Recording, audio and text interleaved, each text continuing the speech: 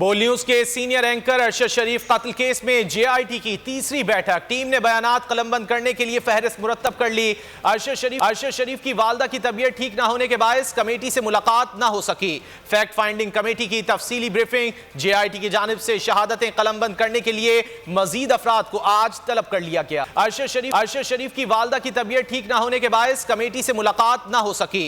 Fact finding committee की तफसीली briefing. JIT की जानिब से शहादतें कलमबंद करने के लिए मजीद अफराद को आज तलब कर लिया गया। अगर आपको ये वीडियो पसंद आए तो लाइक पर क्लिक करें।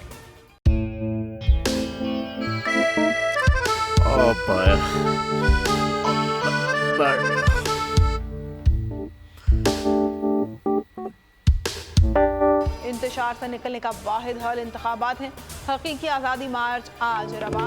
हम आयत के मुताबिक अगर आप उसको ये रिपोर्ट दे दे तो मैं आपको अपनी 4 सीटें दे दूंगा। मौलाना हाँ साहब, वो जो रिमोट हमें दे दे और वो जो नीली पीली चैनल है वो लगाए।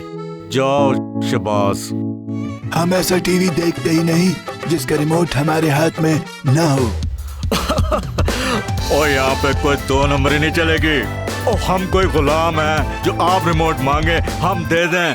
Absolutely not. यहाँ पे सिर्फ पाकिस्तान का नंबर 1 चैनल चलेगा, बोल, जो हकीकी सहाफत की जंग लड़ रहा है। पाकिस्तान के लिए कोई और नहीं, सिर्फ बोल खड़ा है। आप सब भी बोल देखें।